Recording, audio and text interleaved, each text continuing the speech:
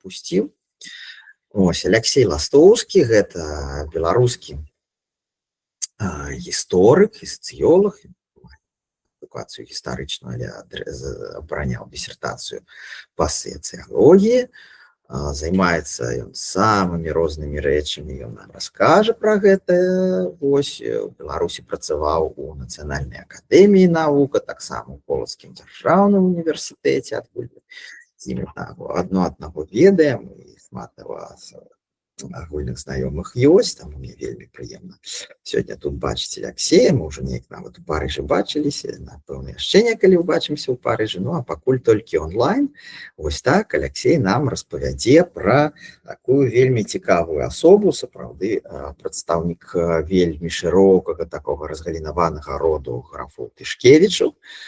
Гэта будзе Бенедыкт Генрык Тышкевіч, пра тое, як ён займаўся фатаграфіяй і як ён жыў у Францыі. Сёння Алексей нам раскажа, калі ласка, Алексей. Так, тады я проста пару слоў скажу, чым займаюся зараз, паколькі з Полацкага дзяржаўнага універсітэта я быў звольнены, як і шмат хто іншых. Ну, але зараз я пераважна займаюся тым, што рухаем гістарычную навуку за мяжою. Ёсць такі беларускі інстытут публічнай гісторыі, які аб'ядноўвае гісторыкаў у эміграцыі, і я з'яўляюся яго акадэмічным дырэктарам. Ну і да таго ж выкладаю у Еўрапейскім гуманітарным універсітэце. Там у мінулым годзе чынілі праграму па гісторыі, вось як бы адзін з апекуноў гэтай праграмы. Але тады ўжо перайдзем да справы. Я паспрабую пашарыць зараз прэзентацыю, паколькі тут эта справа істотная. Калі мне прапанавалі зрабіць лекцыю для беларусаў Францыі, то я адразу ж пачаў задумацца, а пра што власна расказаць. Ну, гістарычных скрыжаванняў вельмі шмат, як бы, і Денис, я думаю, тут лепш за ўсіх пра гэта ведае. Але што магу я власна распавесці такого, каб было для вас цікавым і якое б паказвала пра такой гісторыю культурных сувязяў паміж нашымі краінамі, рэгіёнамі, бо безумоўна, бо Францыя выступала як такі як полюс прыцягнення, як той запаветны край, куды вот усе імкнуліся, у тым ліку, каб набрацца досведу, навучыцца і стаць славутым. Але, з іншага боку, і Францыя была месцам прыцягнення арыстакратыі, якія ведалі заўжды французскую мову, імкнуліся да двара. І таксама асаблівую ролю грала Ніцца, якая выступала такім любімым летнім курортам для літоўскай арыстакратыі, магнатэрыі. І гэта, безумоўна, ўсё адлюстроўваецца ў адной постаці, вельмі яскравай, на якой я сёння спынюся. Ну і насамрэч, як бы пра Бенедыкта Генрыка Тышкевіча апошнім часам кажуць вельмі шмат, як бы, і тут пытанне, каб яшчэ казаць штосьці новае, паколькі пра яго творчасць адбываюцца выставы, выдаюцца каталогі, але яшчэ зусім нядаўна гэта постаць была практычна невядомая і забытая цалкам.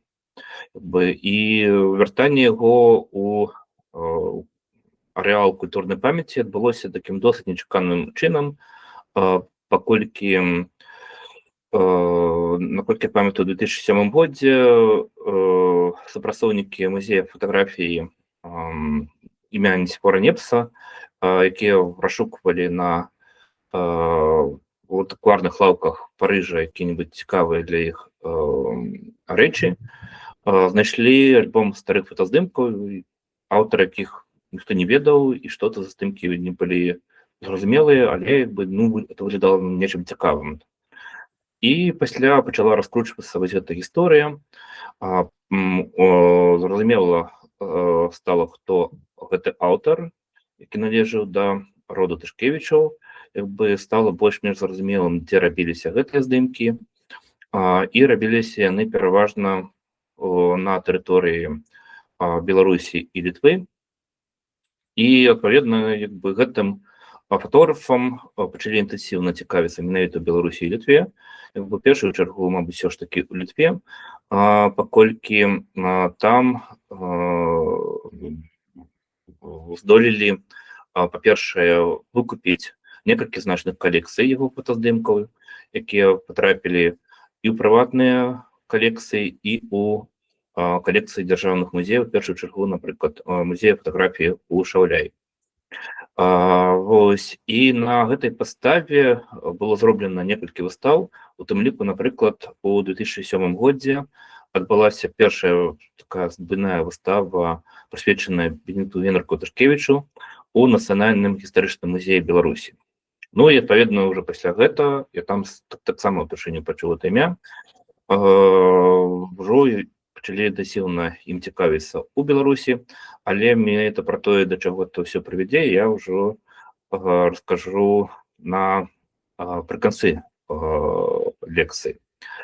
Вось, і былі некалькі буйных выстаў за апошнія гады, у тым ліку у Віленскай карціннай галерэі, у музеі фотаграфіі Шаўляй, у Чырвоным двары, Раўдандвары спадкоўна, і таксама я прыклаў апошнюю на дадзены момант афішу выставы Бенедыкта Генрыха Тышкевіча, якая адбывалася у Каралеўскіх лазенках, гэта ў Варшаве. То есть, ну, яна адбывалася як бы на мяжы 23-24 года. То есть бачым, што зацікаўленне ім вельмі высокае, устойлівае, але як бы насамрэч пра яго постаць, ну, пакуль што няма фундаментальных навуковых даследаванняў. Як бы мы насамрэч досыць слаба уяўляем яго біяграфію, як бы, і я якраз пастараюся, ну, распавесці пра тое, што агулам пра яго на дадзены момант вядома. То есть фактычна, ну, вось нейкія звесткі былі сабраны ў гэтым каталозе, які быў выдадзены літоўскім нацыянальным музеем, але як бы, ну, не так шмат гэтых звестак, і ўсё роўна гэта постаць яшчэ патрабуе далейшага вывучэння. Проста многія перыяды, ну, як бы як белая пляма.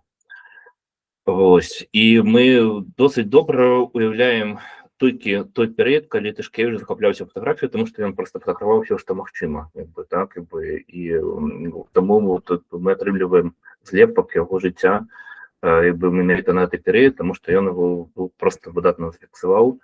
Вось з іншымі перыядамі досыць складана. Ну і тут уже падказваюць, што ў мінулым годзе яшчэ адбывалася выстава ў музеі фотаграфіі імя Нісіфора Непса. Таксама важна дадзенне, што і ў Францыі гэта імя як бы, ну, уведзена ў культурны зварот. Вось, і таму я пастараюся расказаць вам пра эту постаць, паказаць яго фотаздымкі і абмеркаваць іх значэнне. Як я ўжо згадваў, Чырвоны двор — гэта фактычна тое месца, якое прынцыповае для нашага сённяшняга расповеду, адно з самых такіх важных, тому што гэта радавая рэзідэнцыя той галіны роду Тышкевічаў, да якой належаў Бенедыкт Генрых Тышкевіч. Ну, трэба зразумець, што сам па сабе гэты род, як бы, ён мае вельмі доўгую і заблытаную часам гісторыю, паколькі, ну, карані яго можна выводзіць як бы з Русі, Кіеўскай Русі. Фактычна яны ўзняліся як кіеўскія ваяводы. Вось, але з цягам стагоддзя яны пачынаюць як бы дрейфаваць на поўначы, так, то есть набываць землі, маёнткі, як бы, і ўжо адна з такіх прынцыповых галін роду ўжо паўстае пад Мінскам, дзе вось графы Лагойскія. Так, я думаю, што ўсе ведаюць імёны Еўстаха і Кастанціна Тышкевічаў, заснавальнікаў Віленскага беларускага музея, беларускай археалогіі і шмат чаго яшчэ іншага. І разам з тым як бы паўстае яшчэ адна галіна Тышкевічаў, якая ўжо адтуль выводзіцца, але яны самі таксама яшчэ ў тытулатуры былі графамі лагойскімі, і яны набываюць як асноўную рэзідэнцыю для сябе Воложин, і дзе быў пабудаваны палац Тышкевіча, які захаваўся да часу, але ён, ну, скажем, выкарыстоўваецца рознымі сілавымі структурамі. З гэтай валожынскай лініі ўжо паступова выводзіцца яшчэ лінія іншая, тому што Міхал Тышкевіч, які быў уласнікам Воложина і генералам расійскай арміі, ён набывае у якасці падарунка для свайго сына Бенедыкта Эммануэля Тышкевіча вось гэты замак ці палац, які вы бачыце на здымку, які называецца Чырвоны двор, ну, альбо па-літоўску зараз Рауден-дварыс. Ну, гэта гістарычны замак, які мае такую вельмі доўгую гісторыю, калісьці належаў Радзівілам з лініі Януша Радзівіла, Богслава Радзівіла, але потым пераходзіў з рук на рукі, пакуль вось ужо на пачатку 19 стагоддзя яго не выкупілі Тышкевіча. Ну і потым яшчэ ўжо з Чырвонага двара яшчэ адна лінія выводзіцца Тышкевічаў, якія купілі у Радзівілаў біржы, і паўстала яшчэ біржанская ардынацыя Тышкевічаў. Потым Тышкевічы выкупілі надалей там Палангу, то есть вядомы літоўскі курорт, это фактычна таксама было спачатку прыватнае ўладанне Тышкевіча, якія пачалі там менавіта развіваць вось гэтую курортную актыўнасць. Паланскія Тышкевічы яны выкупілі пазней Крэцінгу, дзе заснавалі чарговую ардынацыю. Я ўжо думаю, усе заблудаліся ў Тышкевічах, але нічого дзіўнага. І паланскія Тышкевічы, дарэчы, выкупілі Дунілаўічы, што для мяне, напрыклад, асабліва кранальна, паколькі я там Дунілаўіча працаваў настаўнікам гісторыі па школе 2 гады, але это таксама ў свой час была ўласнасць Тышкевічаў. Менавіта ўжо лініі паланска-крэцінгскай. Вось. Я думаю, што вы ўжо зразумелі, што Тышкевічаў разраслося вельмі шмат, паколькі ў 19 стагоддзі іх быў, ну, вельмі вялікія сем'і. І тут яшчэ такі важны для нас феномен роду Тышкевічаў, што яны імкнуліся быць лаяльнымі да расійскай імперыі. То есть не ўвязвацца ў паўстанні, хаця, зноў жа, ёсць звесткі, што Бенедыкт Эммануэль Тышкевіч у тым ліку фінансаваў пастаўкі зброі перад паўстаннем 1863-64 гадоў. То есть про это узгадвае у сваіх успамінах Аполлонія Сіракоўская. То есть, але рабілася гэта, зразумела, патаемна, каб не ўсплыло, бо, ну, за такія дзеянні, конечно, малі быць наступствы, рэквізіцыя маёнткаў, і, конечно, все рабілася максімальна схаваным чынам.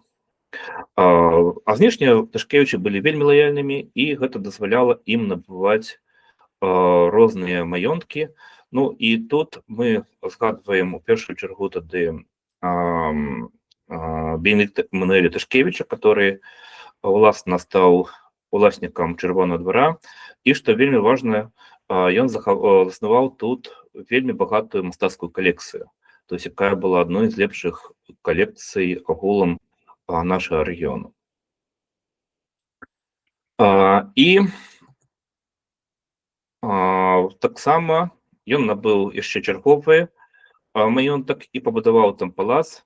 Гэта маёнтак, які называецца Немеж, і знаходзіцца зусім непадалёк ад Вільні на поўдзень, то есть у бок беларускай мяжы.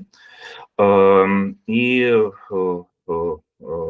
напрыклад, да гэтага маёнтку у тым ліку адносіўся фальварак Брэйкаўшчына, дзе жыў і працаваў знакаміты паэт Уладзіслаў Саракомля.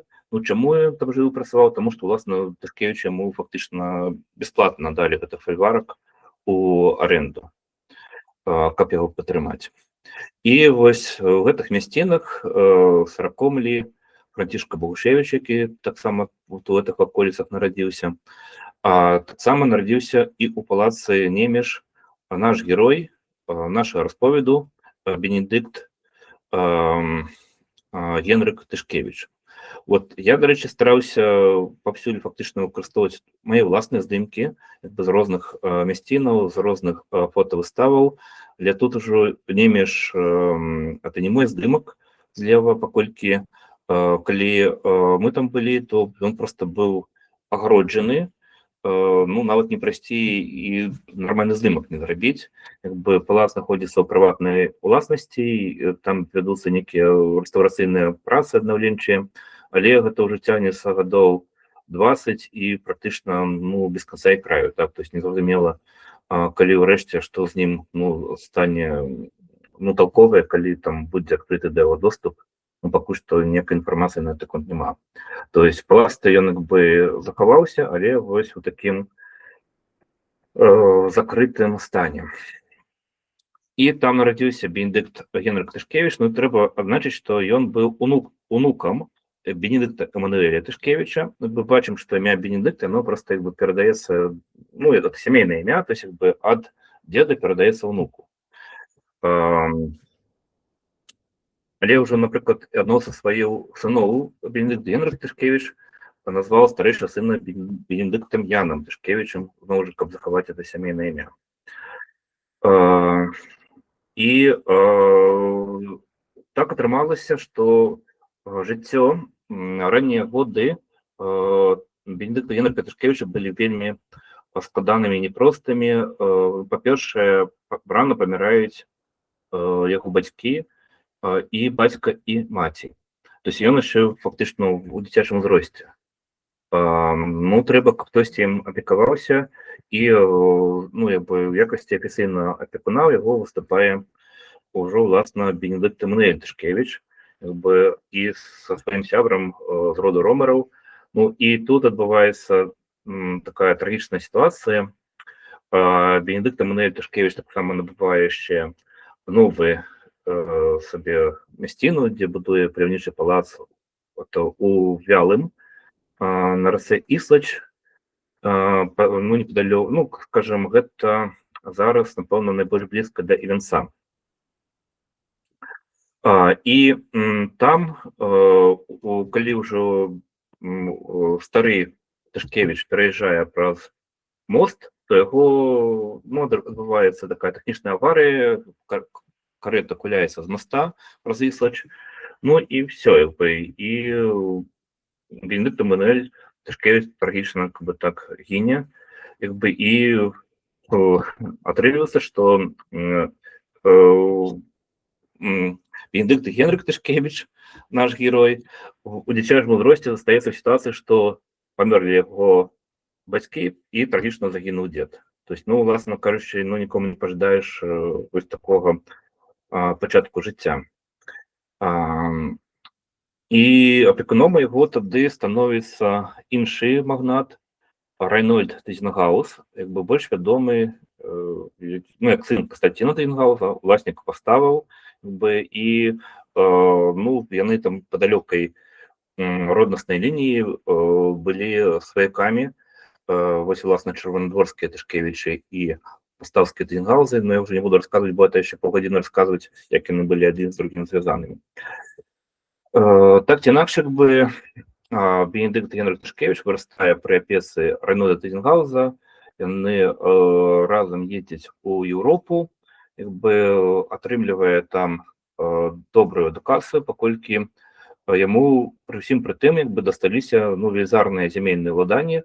То есть это был с детства вельмі богатый человек, то есть один из самых богатых людей по голому в нашем регионе. И что цікаво, як бы, в молодости его заносить у злученные Штаты Америки, и у Бостоне ён знаёміцца з дачкою уласніка караблебудаўнічай фірмы, то есть фактично такой дочкой миллионера, якую зовут Клара Бенкрофт, и яны берутся шлюбом, як бы, и переезжают у Чырвоны двор. То есть и там, як бы, у их появляется 3 детей. И вот тут вы бачите левый здымок. Это, уласна, напэўна, один із здимок, які я буду тут використовувати історично, які зробив не Бенедикт Генрих Тишкевич. Тобто це ще до його початку захоплення фотографії, тобто він тут позирує зі своєю жонкою і 3 дітьми. Тобто вже далі ми бачимо, що ён вельмі охотно фотографує своїх дітей, на здымку справа, это уже власне з того періоду, коли Тишкевич захопився фотоздымками, і тут ён побач зі своїми синами. Ось ще провожу ще некілька здимків дітей Бенедикта Генрика, то есть відповідно зліва это всі його 3 дітей, а по центру і справа это в різних образах його дочка Марія Елізабета. Так, ну бачите, такі цікаві образи, так не кожен здогадається своїх дітей таким чином фотографувати. Ну і бачимо, що в принципі у Бенедикта Генрика Тишкевича було все вельми добре з фантазії, коли поглядіти на ті дитячі здимки. Ось. І зрозуміло, про що я вже сказав, що жонка його була з такого бізнесу кораблебудівничого, і насамрэч це було одно з самих великих захопленняў Тишкевича, гэта плаванне, так? То есть ён пабудаваў велізарную яхту і назваў яе Жемайтія. Тут цікаво, чому Жемайтія, тому що, як не дивно, все ж таки сам маёнтак, Чырвоны двор, ён знаходзіўся все-таки не в Жемайтії, гэта Калякоўна, гэта, фактично такая мяжа, Жемайтія, але так ці інакш, яхта была названа менавіта таким чином, і агулам одна з таких перших важных ініцыятыў Бенедикта Генрика Тишкевича была ажыццявіць кругасветнае падарожжа на сваёй яхте, і ён вырашыў гэта ажыццявіць, але выбраў неўдалы час, паколькі пачалася Крымская вайна, а ён быў натуральна расійскім падданым, так мы это разумеем. І вось гэта фактычна яму ўсё перашкодзіла, паколькі ён змог даплыць толькі да Гібралтарскага праліва ў Іспаніі, ну і там яму ўжо закрылі ход, не далі магчымасць выплыць, і гэты план рухнуў. Ну і праз некаторы час Тишкевич па выніку прадае гэту яхту для того, каб купіць дом у Парыжы. Так? То есть, можна сказаць, што это некія свайго роду эквіваленты. І у яго пачынаецца наступнае захапленне, паколькі чалавек багаты і трэба знайсці нейкае прымяненне гэтаму ўсяму. Ён захапляецца фатаграфіяй. То есть на той момант гэта была досыць яшчэ такая маладая, можам сказаць, галіна мастацтва, ішлі яшчэ спрэчкі, што это такое, ці это мастацтва, ці фіксацыя рэчаіснасці. І займацца фатаграфіяй на той момант было досыць дорага, паколькі трэба было мець і належнае абсталяванне, якое каштавала такія салідныя сумы, а прытым і трэба было апрацоўваць гэтыя фотаздымкі, што таксама патрабавала адпаведных рэсурсаў. То есть, такое захапленне, якое маглі сабе дазволіць недалёка не ўсе. І мы разумеем, што многія з магнатаў якраз сталі такімі першымі фотографамі, калі мы кажам пра беларуска-літоўскі край. То есть у тым ліку мы можам, напрыклад, згадаць Касакоўскага, які таксама вельмі багаты чалавек, які, напрыклад, на тэрыторыі Беларусі яму належала Вялікая Берставіца, але асноўны яго маёнтак быў у Войткушках, это ўжо такая Літва Літвою, і таксама магнаты, якія займаюцца фатаграфіяй і фатаграфуюць высялянаў, то есть быў такі своеасаблівы тренд. І на здымку мы ў дадзеным выпадку бачым павільён для краёвай выставы ў Львове, дзе дэманстраваліся розныя фотаздымкі як бы павільёнах, которые адмыслова для фотавыстаў. І там у 1894 годзе адбыўся такі афіцыйны дэбют, калі Тышкевіч як бы вырашыў, што ён перарос такі ўжо ўзровень аматарскі і патрабуе ўжо публічнага прызнання. То есть как бы і дэманстраваў свае фотаздымкі. Вось. Але што ён фатаграфаваў? Як бы пачнем мы, напэўна, калі мы кажам пра Францыю і Літву з парыжскай кватэры Тышкевіча. У дадзеным выпадку гэта здымкі менавіта адтуль зробленыя. То есть, і тут мы бачым, конечно, багаты інтэр'еры, як бы на правым здымку бачым, што і сам Тышкевіч як бы сябе фатаграфаваў, што ён, дарэчы, вельмі часта рабіў, і разумеем, што ён быў свайго роду таксама такой нарцысічнай асобай, вельмі любіў яркі стыль самарэпрэзентацыі. Як бы мы можам па паштоўках аднавіць.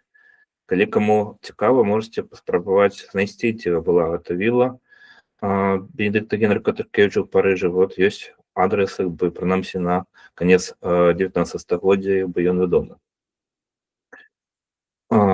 Што фатаграфаваў у Парыжы Бенедыкт Генрыч Тышкевіч, як бы, што было такое ў першай творчай стадыі, ён захапіўся такімі гістарычнымі пастановачнымі здымкамі.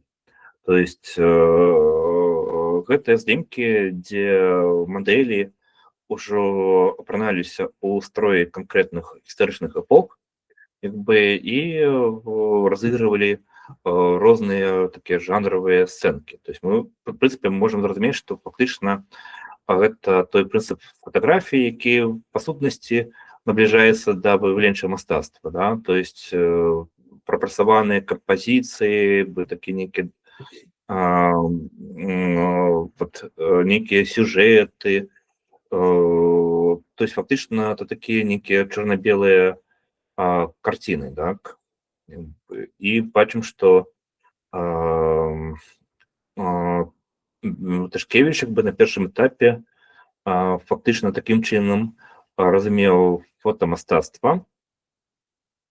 І зноў жа мы разумеем, што гэта патрабавала дадатковых як бы фінансавых рэсурсаў, так? Паколькі адна справа, калі ты банальна там фатаграфуеш сябе і сваю сям'ю, а іншая, калі табе трэба наймаць мадэлі, апранаць іх скажем, у вопратку там некага канкрэтнага часу, выбудоўваць інтэр'еры. То есть это все патрабуе вельмі шмат намаганняў, часу і грашовых рэсурсаў, так? То есть бачым, што Тышкевіч быў это успрымаў не як хобі, а не як вельмі сур'ёзную справу.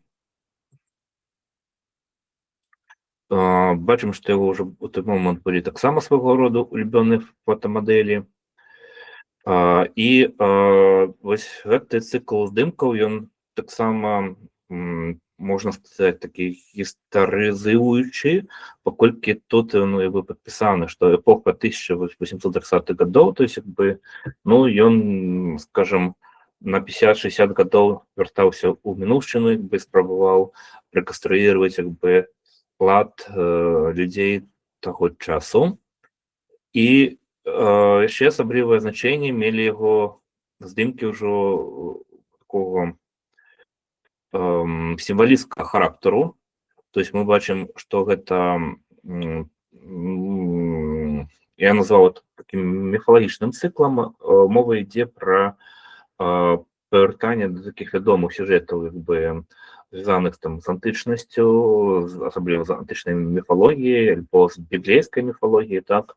То есть, напрыклад, злева мы бачым Юдзіф, гэта ўжо з старога запавету гераіня, якая пацекла галаву Галаферну. Бачым, як бы этот чэрап намікае, як бы па цэнтру, я так разумею, што гэта Афіна Паллада,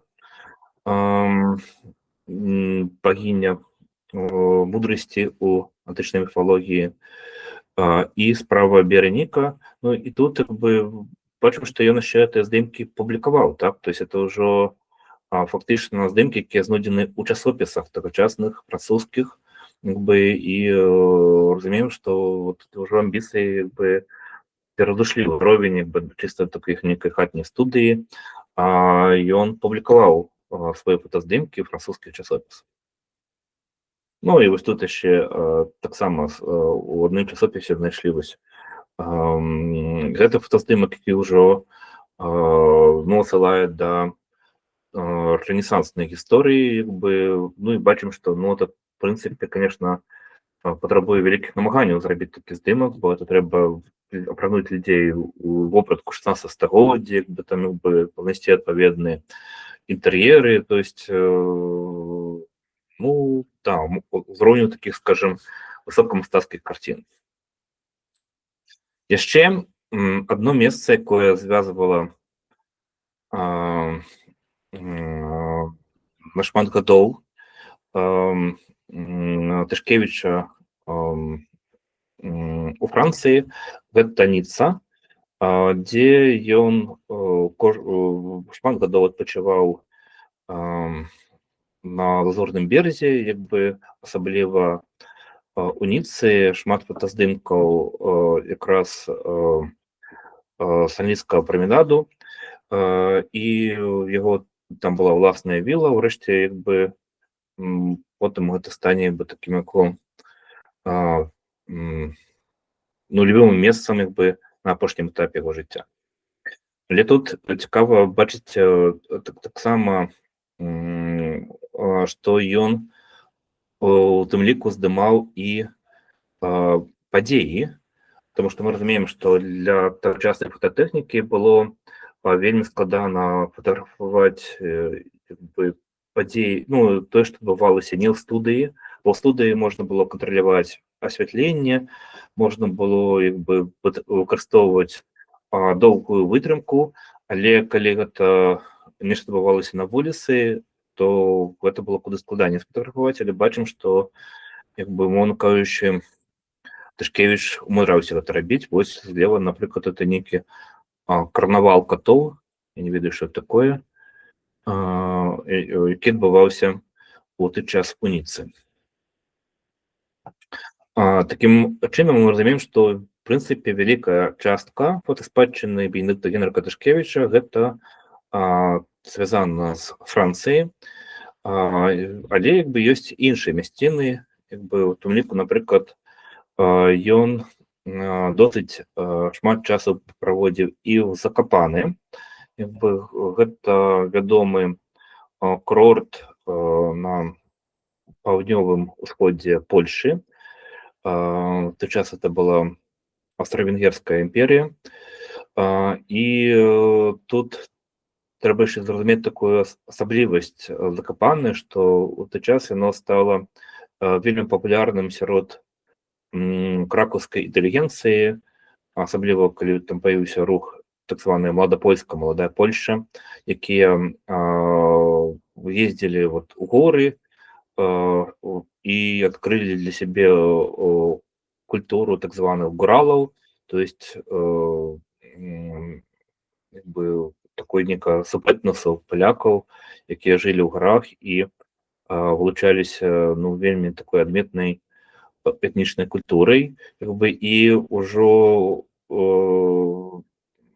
вось эта кракаўская інтэлігенцыя фактычна зрабіла Закапаны з гэтых гуралаў такую архетыпічную Польшу. Так, паявіўся закапанскі стыль у архітэктуры, які ўспрымаўся, то есть вот эта драўляная архітэктура гэтага поліса, она была перафармляваная як такая праява польска-нацыянальнага стылю, і цікава, што, умоўна кажучы, это нават паўплывала ў некаторых ступені на беларускую архітэктуру, паколькі у міжваенны час ужо, калі ўласна была адноўленая польская дзяржава і пачалася такое развіццё земляў паўночна-ўсходніх тэрыторый міжваеннай польскай дзяржавы, то, наприклад, при будівництві новеньких офіційних будинків чи чыгуначных вокзалаў досыць часто выкарыстоўвалі закапанский стиль, паколькі вот это якраз павінна было дэманстраваць, што вот это тут Польша, так. Ну і мовна кажучы, таму вы можете знайсці вот закапанскі стыль у архітэктуры некаторых вокзалаў ці, напрыклад, дома старасты ў Брасаве. Хаця дзе Браслава, дзе Закапаны, так, то есть, але вот гэта нейкім чынам як бы сінхранізавалася. Вот. Ёсць некалькі здымкаў Тышкевіча як бы з ваколіц яго маёнткаў, то есть ён, напрыклад, наведваў Плунге, рэзідэнцыю Агінскіх. Ёсць некалькі здымкаў з Варшавы, але асноўная частка яго калекцыі, ну, я бы сказаў бы, по моих ацэнках, это 60%. То есть большасць тых здымкаў, які зрабіў Бенедыкт Генрых Тышкевіч, яны паходзяць з аднаго месца, якое называецца Вялае, ну, альбо па-польску Вяла.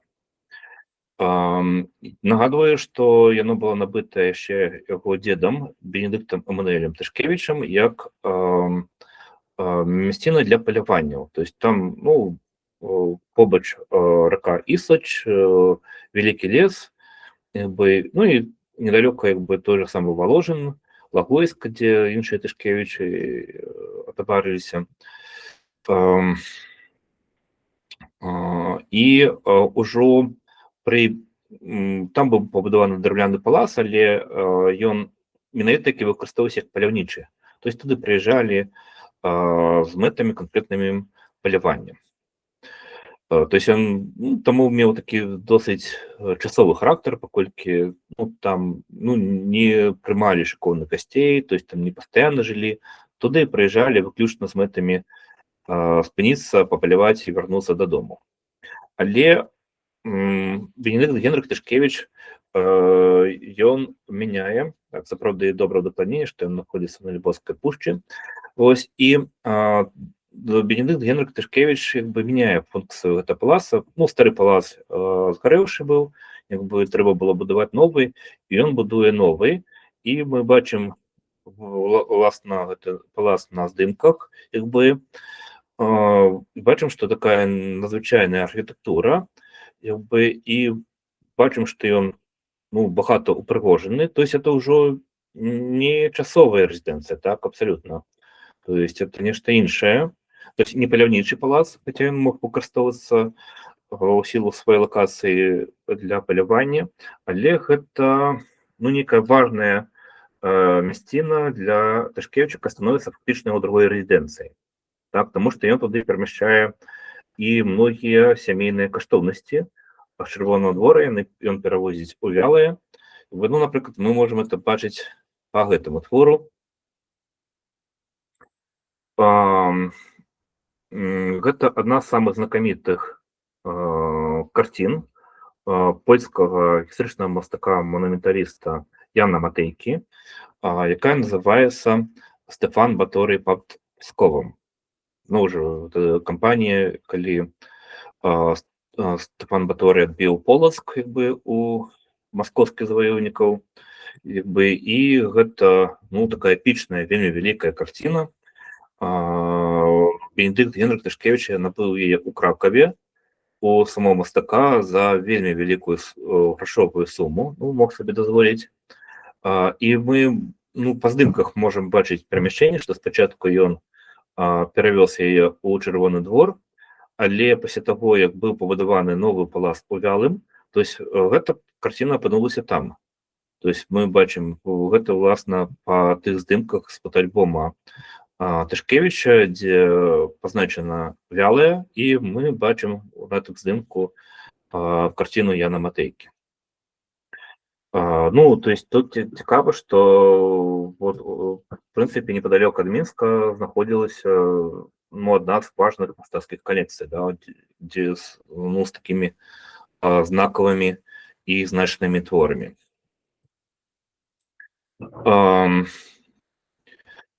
Что мы можем сказать про Вялае? Ясно, что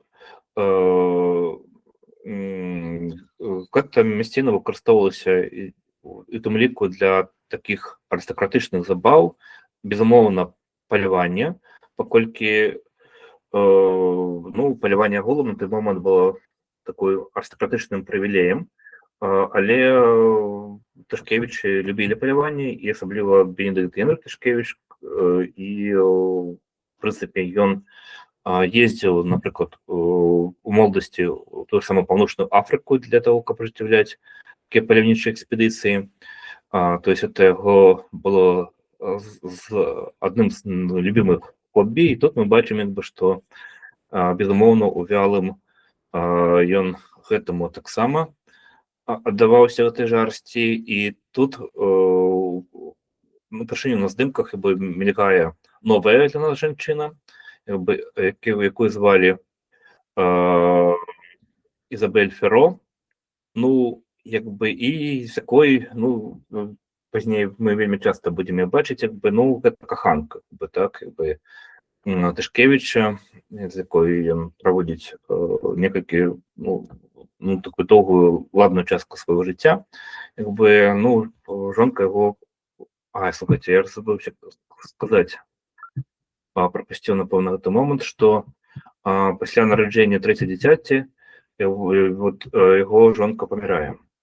То есть это, конечно, зноў жа памятаем пра яго цяжкое в этом плане жыццё, ранняя смерць бацькоў, гібель дзеда і фактычна смерць жонкі пасля нараджэння 3 дзяцей. Яна пахаваная каля касцёла ў Чырвоным двары. Але мы разумеем, што сэрцу цяжка ўвесь час знаходзіцца ў травматычным стане, і вось Ізабель Феро взяла на сябе такую задачу ажывіць сэрца нашага героя. Так, і бачым, што такі справа, такі вельмі цікавы фотаздымак, які пазней быў вынесены на вокладку каталога, які паказвае, што кшталт арыстакратычных забаў, якія адбываліся ў вялым. І тут зноў жа бачым, што вельмі шмат такіх парных пастановачных здымкаў, якія паказваюць, так намякаюць на стасункі паміж Бенедыктам Генрыкам і Ізабель. Так, мы бачым, які такі стыль, да, тое, што Бенедыкт Генрых Тышкевіч любіў вельмі так ярка апранацца. Часта ён імітаваў такі стыль мюнхенска-швейцарскі, баварскі такі стыль, у шорціках, напрыклад, скураных, што, конечно, на той момант выглядала вельмі экзатычна. І зразумела, што на той момант вялая выкарыстоўвалася і в якасці паляўнічай рэзідэнцыі. Так, бачым, гэта, напэўна, той вось, які ўжо паспеў засвяціцца на адным з папярэдніх фотаздымкаў. Так, і тут яшчэ цікавы вось гэты здымак, паколькі мы бачым тут гульню ў тэніс. Так, дакладней парны тэніс. Мне здаецца, што агулам это, конечно, першая фіксацыя гульні ў тэніс на тэрыторыі Беларусі. То есть я пра нейкія ранейшыя выпадкі папросту не ведаю.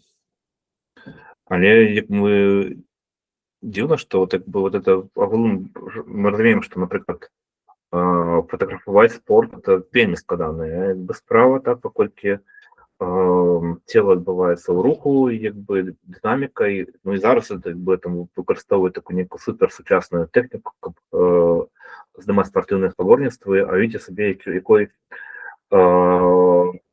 складанай тэхнічнай задачай на той момант было сфотаграфаваць дынаміку імклівого руху. Хаця я падазрую, што все-таки тут выкарыстоўваліся нейкія такія паўпастановачныя метады, таму што вельмі цяжка уявіць, каб реально Тышкевіч здолеў сфотаграфаваць это ў поўнай дынаміцы. І, уласна, в аколіцы вялага, гэта зноў жа нагадаю, Налібоцкая пушча, адно з самых такіх прыгожых лясных масіваў. Ясна, што здымкі прыроды тое, што таксама складае частку арсенала Бенедыкта Генрыха Тышкевіча, які полюбіў гэтыя мясціны, але яшчэ адзін такі, напэўна, самы значны блок у фотаграфіях Тышкевіча. То есть, калі я сказаў, што напэўна 60% з тых фотаздымкаў Тышкевіча, які мы ведаем, так, тому што можа быць, што і цалкам магчыма, хутчэй за ўсё такі ёсць, што мы яшчэ не ведаем увесь фотоархіў Тышкевіча, што знойдзена толькі яго частка, але большая частка таго, што знойдзена, гэта здымкі з Вялага. І з Вялага большая частка ўжо здымкаў з Вялага гэта пастановачныя здымкі з мясцовымі сялянамі. То есть і тут цікава адзначыць, што як яны падпісаны, гэтыя сяляне, яны падпісаны як літоўскія сяляне. Мы памятаем, што мова ідзе пра Вялае, якое знаходзілася непадалёк ад Івенца і, в прынцыпе, можна сказаць, недалёка і ад Мінска. То есть ясна, што гэта беларускія этнічныя тэрыторыі, дзе мясцовыя сяляне, конечно, замаўлялі па-беларуску. То есть тут ніякіх варыянтаў іншых няма. То есть этнаграфічна інакш быць не магло.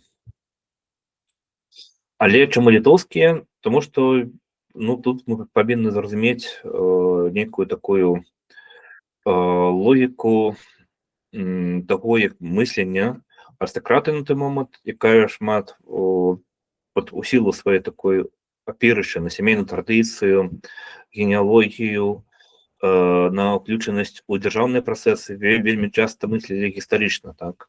То есть і безумоўна, што для Тышкевіча гэтыя тэрыторыі это былі гістарычная Літва. То есть ён ведаў, што такое этнічнае этнаграфічнае жамойце, але все это разам ядналася, скажем так, ад Коўна да Мінска. Тады гэта ўспрымалася як гістарычная Літва, таму што это было даўнейшае Вялікае княства Літоўскае, і хаця ўжо ў той момант уже пачалі ажыўляцца і нацыянальныя рухі, асабліва літоўскія, але для арыстакраты гэта было мала рэлевантна. То есть яны мыслілі іншымі катэгорыямі, дзе сяляне, якіх яны бачылі, пазнавалі як літоўскіх. І тут што мы можам сказаць пра тыя здымкі? Конечно, ў першую чаргу нам цікава, у што яны апранутыя, якія ў іх заняткі. Безумоўна, што гэта здымкі пастановачныя, так. То есть в дадзеным выпадку мы не бачым, это не здымкі такого воерыйскага плану, да, то есть дзе мы падглядваем, дзе мы назіраем за нейкімі аўтэнтычнымі сцэнамі жыцця. То есть мы бачым все сцэны, яны такія жанравыя сцэнкі, якія загадзя падрыхтаваны. То есть сяляне іх пасадзілі ў канкрэтныя пазіцыі, паставілі, трымайцеся так, бо зноў жа для того, каб зрабіць якасную фатаграфію, трэба было шмат часу, добрае асвятленне, і гэта все вымушала да прымянення такіх не хітрыкаў, але такой тэхнікі. Таму варта ўспрымаць іх як нейкія сюжэты, прыдуманыя і пастаўленыя Бенедыктам Генрыкам Тышкевічам. Але ясна, што па-першае, безумоўна, што сяляне выкарыстоўвалі ўласную вопратку, то есть наўрад ці ім там шылі спецыяльныя касцюмы для фотасесій. Але безумоўна, што гэта вопратка хутчэй святочная, так. То есть мы бачым не прасоўную вопратку, не такую штодзённую сялянскую, а тое, як яны апранаюць сваю лепшую вопратку, якія яны выкарыстоўвалі для святаў, каб паказаць сябе з такого самого лепшага боку. То есть это такая ідэалістычная картинка, так, идиллия. То есть дзе вось цяжкасці жыцця як бы гэта сяляны просто застаюцца па-за кадрам, як бы гэта зусім не рэалізм, гэта спроба вот зрабіць такія прыгожыя здымкі жыцця сялянаў, каб паказаць іх як бы там не з нейкага такого як нешта вельмі экзатычнае, аўтэнтычнае. Досыць шмат здымкаў зроблена ўжо ўнутры вот это палаца Вялага, дарэчы, выкарыстоўвалася ў тым ліку як фоталабараторыя. І тут мы бачым як бы антураж, як бы, да, то есть як бы што адны і тыя ж інтэр'еры яны ў розных мадыфікацыях выкарыстоўваліся. То есть, ну, напрыклад, злева мы бачым самавар, як бы тут на здымку справа ён знікае, каб троху памяняць кампазіцыю, але появляецца на іншых здымках, да? То есть бачым, напрыклад, тут з аднаго боку стрэльбу, як бы абавязковую прыкмету паляўнічага палаца. Звярніце ўвагу, што тут шмат такіх жбаноў, як бы. І зноў жа гэта цікавая лакальная характарыстыка, тому што, як я казаў, Вялае гэта мясціна вельмі блізка ад Івенца, а Івенец гэта вядомая сталіца ганчарства на Беларусі, дзе былі цэлыя сем'і ганчароў, якія стагоддзямі, і яны выкарыстоўвалі такую своеасаблівую тэхніку, такую чорную гліну, як бы цёмную гліну. І гэта, уласна, як бы 100% вырабы івенецкіх ганчароў. То есть і мы бачым, што і далей як бы на іншых здымках як бы гэта, умоўна кажучы, трошку вярнуся назад, як бы. Так, бачыце, што вось дзяўчына трымае вот у руках такі пераносны жбан, які вот насілі на палі, як бы это таксама як бы венецкая кераміка. То есть это, ну, яна вельмі лёгка пазнаецца, калі з ёю там добра пазнаёміцца. Так. Ну і бачым тут, зноў жа, я вам згадваў пра самавар, які бы быў часткай інтэр'еру, бачым, што зноў паяўляецца, так, то есть вот нейкія аднолькавыя прадметы, яны там перыядычна качуюць з аднаго здымку ў іншы, мяняецца, бачым тут хлопца з люлькай. Ну, і тут як бы злева, напэўна, мы думаем, што тут хутчэй за ўсё нейкае сямейнае чаепіце, да, то есть як бы злева стаіць самавар, як бы, тут як бы хлопец з дзяўчынай, это явно як бы як нейкая маладая сямейная пара і цёшча справа, да, то есть хутчэй за ўсё такая інтэрпрэтацыя насоўваецца, але бачым, што яны таксама п'юць чай, да, то есть як бы вот самавара. Зноў жа бачым чарговы здымак. Тут цікава, што міска зноў венецкага ганчарства. Тут вельмі цяжка зразумець, што это стаіць такая за бутэлька, як бы, але улічваючы, што кансістэнцыя цёмная, то я падазрую, што хутчэй за ўсё это нейкае піва.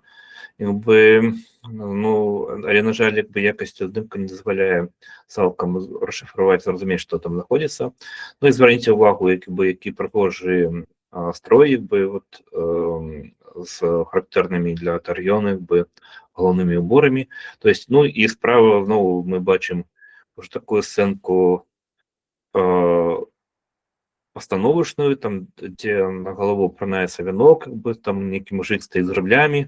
Ну, але не думаю, што тут трэба пашукаць нейкую аўтэнтыку, это явно не этнаграфічныя здымкі, як рабілі там, умоўна кажучы, той же самы Сербаў, там, ці Серж Патоўскі, як бы, то есть гэта, ну, конечно, такія ідэалістычныя сцэнкі. Вось, тут мы бачым яшчэ, зноў жа, вядомае нам месца, там, дзе вот эта лаўка, стрэльба і далей, то есть той же самы паяўляецца антураж, але ўжо з'яўляецца іншы прадмет, гэта калаўрот, як бы, які выкарыстоўвалі сяляне для ткацтва, і ну, ён такой вылучаецца сваёй такой яркай формай і, безумоўна, прыцягнуў увагу Тышкевіча. Ну, і бачым, што ён як бы уставляе розныя такія прадметы побыту якби свого роду такі некі свого кшталту етнографічний музей. Ну і бачимо дівчат таких білоруських, яких фотографує Бенедикт Генрих Тишкевич, то есть, ну і знову ж, зверніть увагу, що ну, це пригожі дівчата, так, якби у пригожих строях, якби у тому плані, що наскільки тут відрізняється погляд Тишкевича, наприклад, від погляду Яна Булгака, який вже в 20 столітті, там 1910-20-ті роки фотографує білоруські селяни, там вони вже його реалістичні, тобто це такі люди вельми бедные, у такой порваной вопратцы, с таким якби неким загнанным выглядом, якби, і ось так презентувалися білоруські селяни, але ну, тут абсолютно інший такий романтичний погляд, якби, те, знову ж, якби, така нека спроба показати прихожость ось этой білоруської етнічної культури, яка знову ж, нагадую, формувалася як литовська.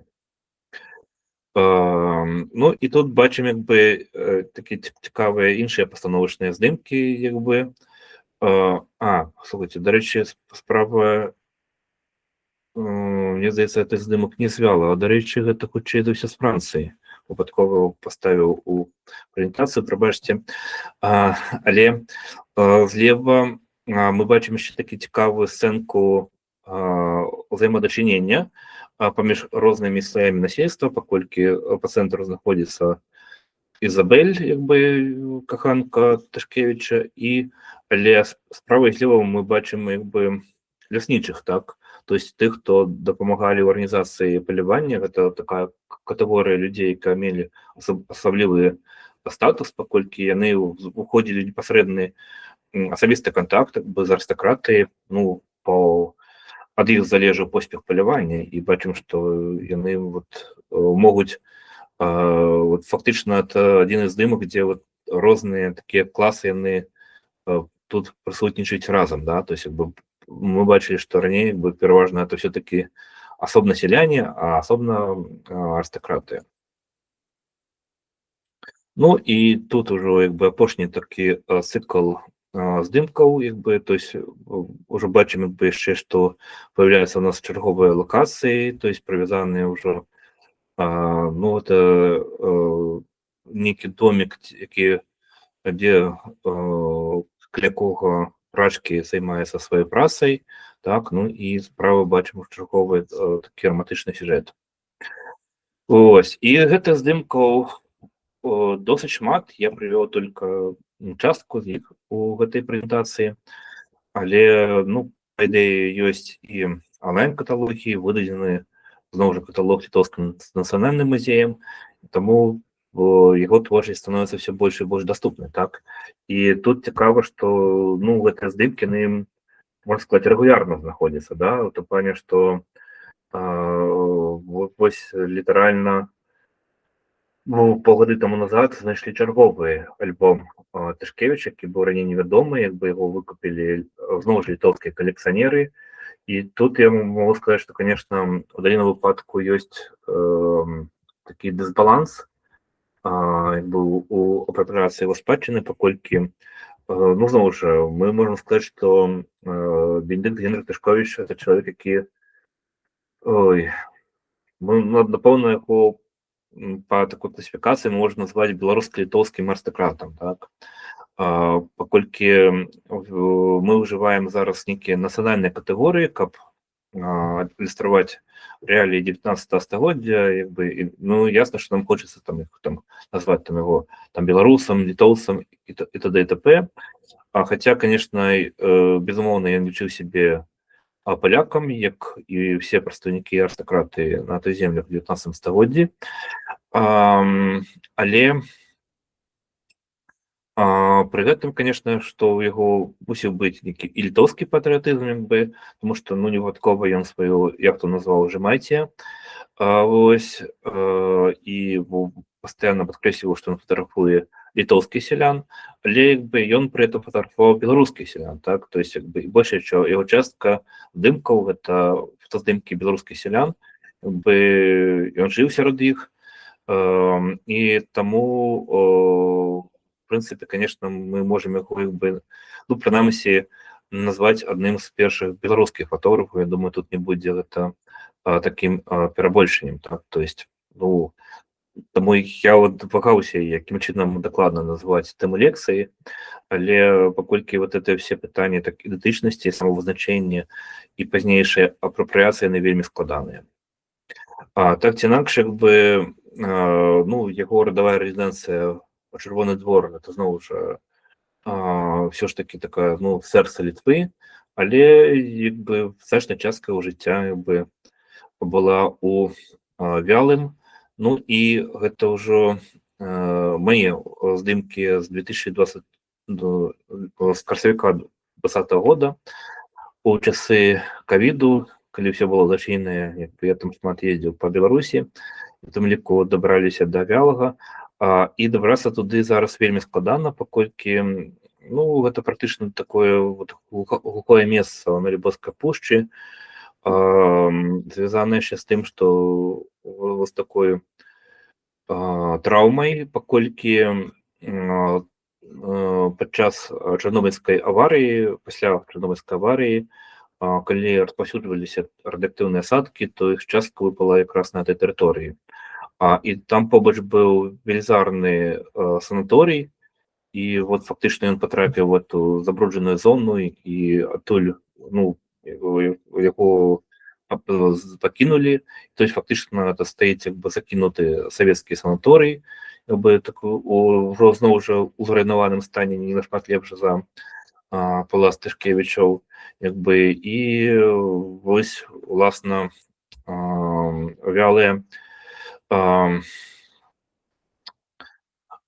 І тут трэба адразу сказаць, што насамрэч все можа быць не так і дрэннае, паколькі ёсць ініцыятыва ад беларускага таварыства фотографаў стварыць музей, які бы, ну, прынамсі пабудаваць новы музей непадалёк ад гістарычнага палаца, паколькі, скажем, яго аднаўляць вельмі складана, і прысвяціць яго вось этой гісторыі фотаграфіі Бенедыкта Генрыха Тышкевіча.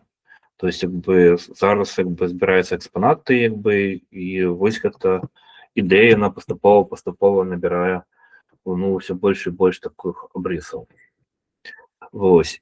Але тут таксама трэба заўважыць, што все тыя фотаздымкі, які я паказваў, яны, в прынцыпе, з аднаго перыяду, то есть некалькі гадоў, пачатак 1890-х гадоў.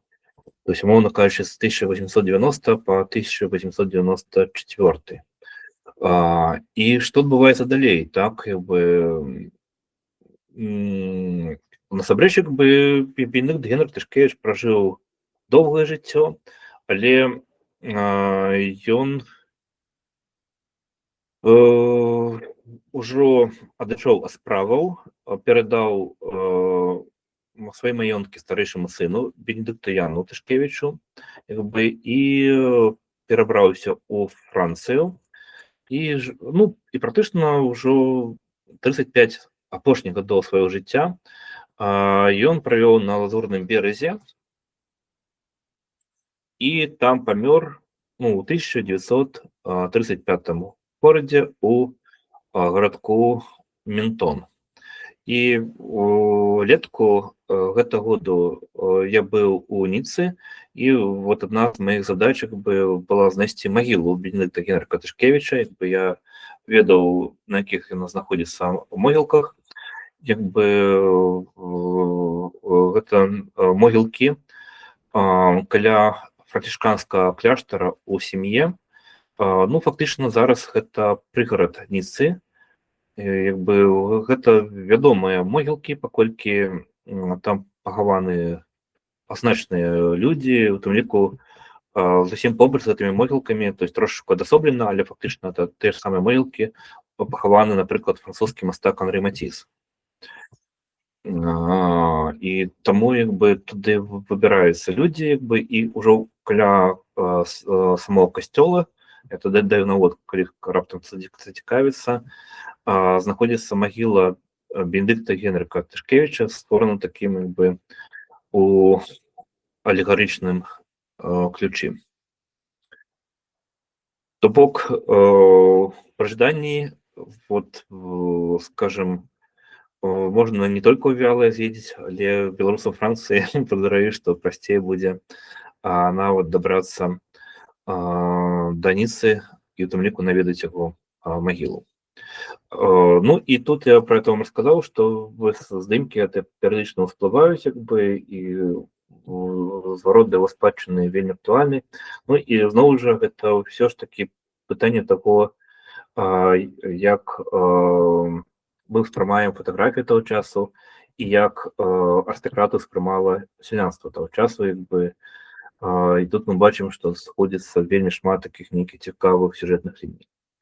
Вось. І на гэтым я спадзяюся, што хто не ведаў пра яго як бы нейкім чынам падахвоціў, хто пра яго ведаў, я спадзяюся, што расказала нешта новае, як бы і